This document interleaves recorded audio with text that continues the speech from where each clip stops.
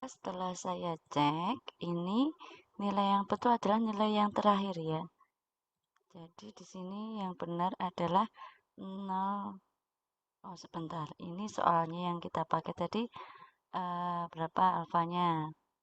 Kita lihat alfanya adalah eh,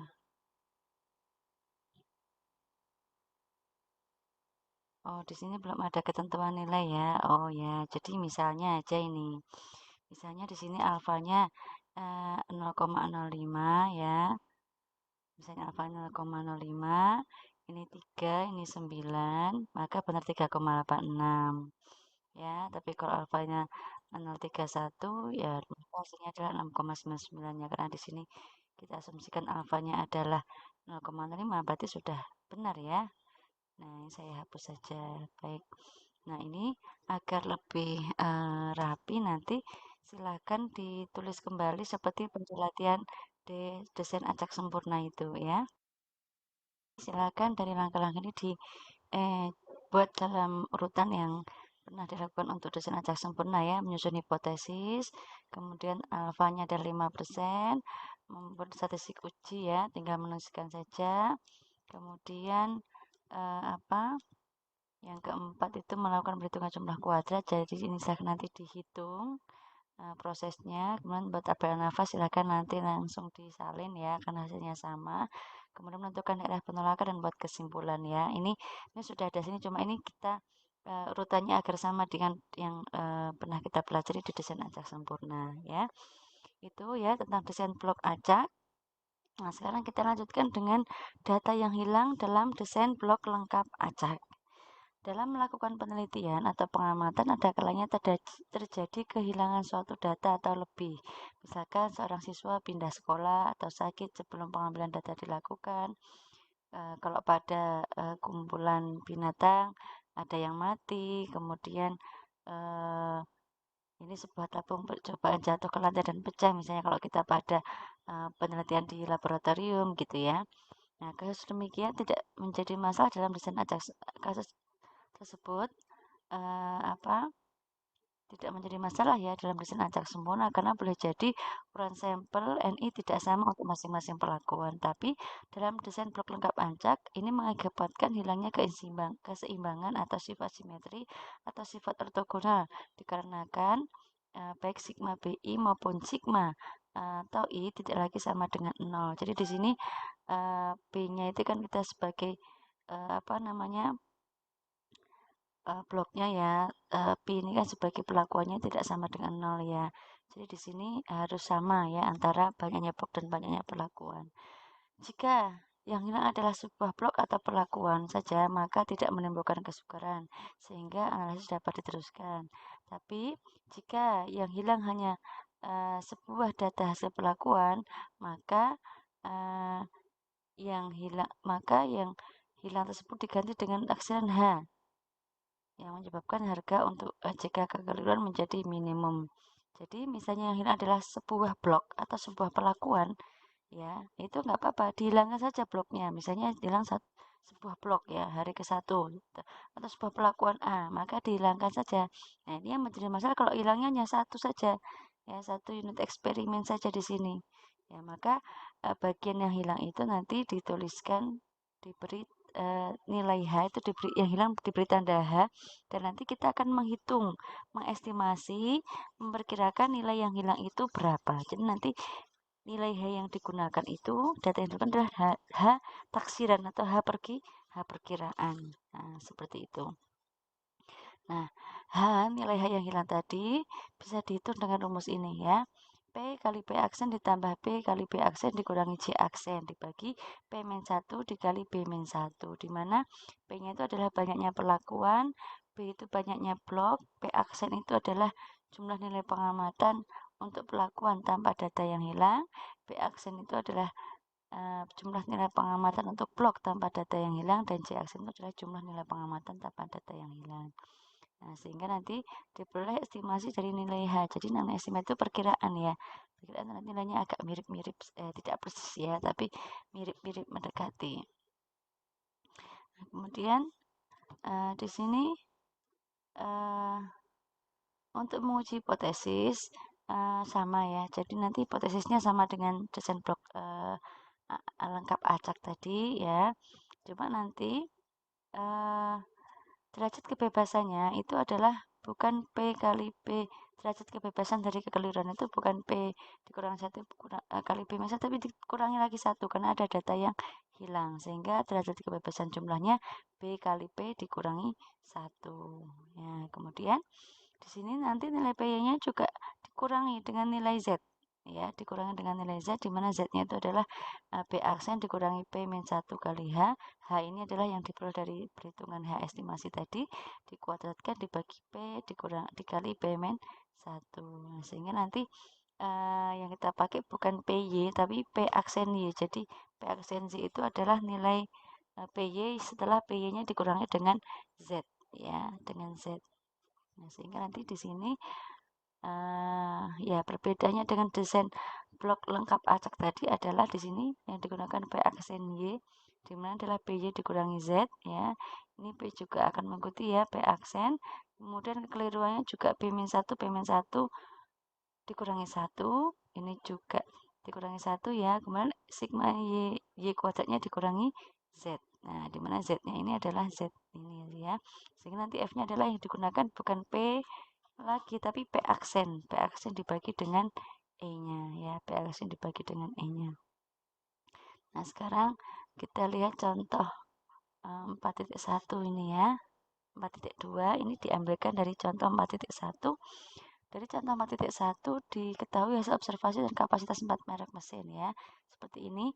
Nah, kita misalkan nih pada hari ketiga mesin kecil ini ada yang hilang di sini ya. Ada yang hilang. Nah, kemudian kita perlu mencari nilai yang hilang ini ya. Kita perlu mencari yang hilang sehingga kita perlu menentukan ini ya. Menentukan nilai-nilai yang dikosongkan ini ya.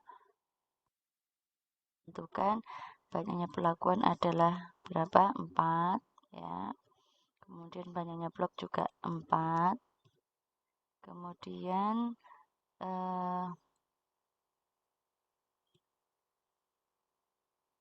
yang perlu kita lihat lagi apa ya?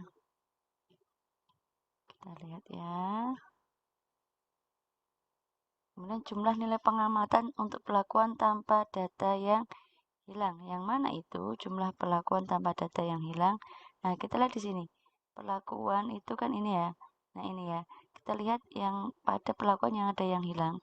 Nah, ini kita tuliskan adalah jumlah nilai pengamatan untuk pelakuan tanpa data yang hilang. Jadi, data yang hilangnya ini nggak usah ditulis ya, tanpa data, jadi hanya jangan disertakan. Ya, karena hanya yang akan kita cari ya. Kalau kita sertakan hanya, nanti justru variabel yang akan kita cari menjadi variabel yang diketahui kan, masih nggak ketemu ya. 0, 3, 1 ya.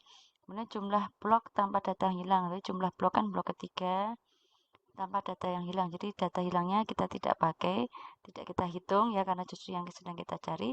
Maka di situ 984 984. Nah, jumlahnya juga tanpa data yang hilang. Karena data yang kita cari 4870. Nah, sehingga nanti silakan dicari ya. Dicari hanya dengan memasukkan nilai P-nya ini, P aksennya ini, B-nya ini, P aksennya ini dikurangi J.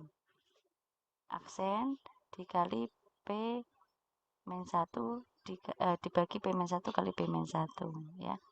Akan ketemu hasilnya di sini.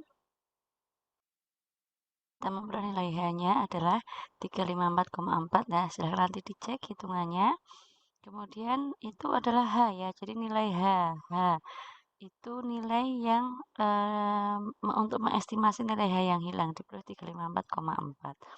Kemudian kita menghitung nilai Z ya dengan rumus ini. P aksen kurangi P min 1 dan H hanya pakai ini diperoleh nilai 522,7 ya. Sudah kita peroleh nilai H dan Z-nya. Sekarang kita uji hipotesis seperti yang sudah ya. Menyusun hipotesis, menentukan taraf signifikansinya, kemudian uji F ya, ujinya apa, kemudian menghitung jumlah kuadrat ini. Nah, jumlah kuadrat ini sudah menggunakan sigma Y-nya dikurangi Z ini tadi. Kemudian RY, BY, ya. Kemudian PY, nah PY-nya nanti yang kita pakai tadi ya. Karena kita menggunakan data yang hilang, maka perlakuannya ini yang kita gunakan P aksen Y, di mana P aksen Y itu adalah PY dikurangi Z ini. Ya. Kemudian EY ini nanti sigma Y-nya yang digunakan bukan sigma Y, tapi sigma Y yang sudah dikurangi Z. Ya, jadi hasil yang ini tadi di awal sudah kita kurangkan ya. Dikurangi PY, kurangi RY, dikurangi bukan PY tapi P aksen Y. Nah, diperoleh hal seperti ini. Silakan nanti dicek ya, dicek hitungannya. Ini dijabarkan sehingga nilainya diperoleh ini ya. Kemudian menentukan ada penolakan, hal ditolak jika apa? Nah, silahkan kriteria hijaunya dilihat tadi ya di atas apa. Hal ditolak jika gitu ya. Alfanya 0,5, V1-nya 3, V2-nya 8, diperoleh F tabel. Nah, dicek di tabel ya. Adalah 4,07. Ya, kemudian karena F hitung ini, F tabelnya ini, maka F hitung lebih besar.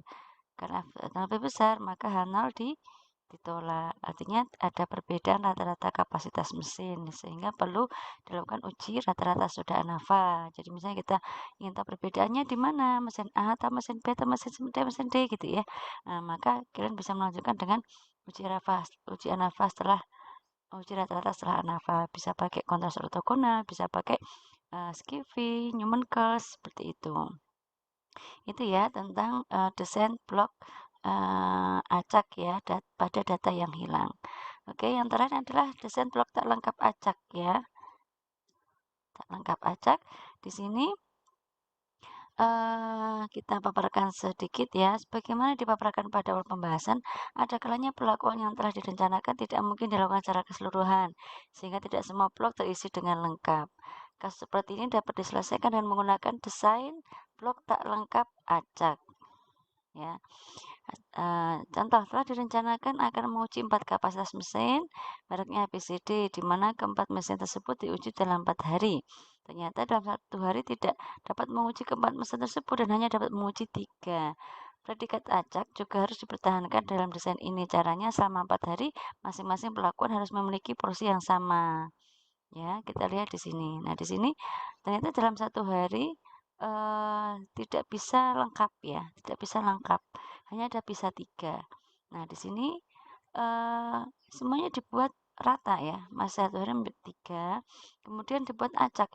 Buat acak itu artinya setiap harinya juga harus memuat ini ya, keempat ini ya. Ya, jadi tidak ada yang double ya. Misalnya dalam hari A ini acak ya, berarti dalam 1 hari itu nanti ada 1 yang kosong, dan itu yang kosong adalah bukan pelakuan yang sama ya. Di sini jadi masing-masing itu adalah ada 1 pelakuan yang kosong. Ini hari 1 C yang kosong ya. Yang tidak ada hari kedua D yang kosong, hari A yang ketiga yang kosong. Di sini hari keempat B yang kosong ya, seperti itu. Nah, ini contohnya dengan datanya sudah diperkecil ya. Nah, dari desain di atas, tampak bahwa hari pertama eksperimen dilakukan terhadap pelakuan ABD, mesin ABD, hari kedua ABC, hari ketiga mesin BCD, hari keempat mesin ACD. Pasangan pelakuan A dan B dilakukan sebanyak 2 kali. Ya, sebanyak 2 kali. A dan B kan 2 kali itu maksudnya 8, 12, dan 6, 15, 2 kali ya kan. Kemudian pasangan juga sama, 2 kali juga. AB hari 1 dan 2, BC yang sama hari 2 dan 3 ya. CD hari 3 dan 4, AD hari 1 dan 4. Jadi semuanya rata.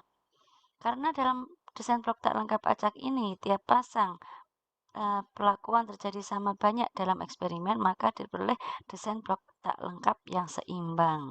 Ya, jadi masing-masing mengalami 2 kali ya, 2 kali pengulangan dengan mesin yang sama ya, seperti itu. Nah, di sini untuk analisis data dalam desain blok tak lengkap digunakan simbol-simbol ini ya. B ini banyaknya blok dalam eksperimen ya, tadi sudah saya ada 4 tadi. Kemudian P banyaknya pelakuan dalam tiap blok. dalam tiap blok berarti ada 3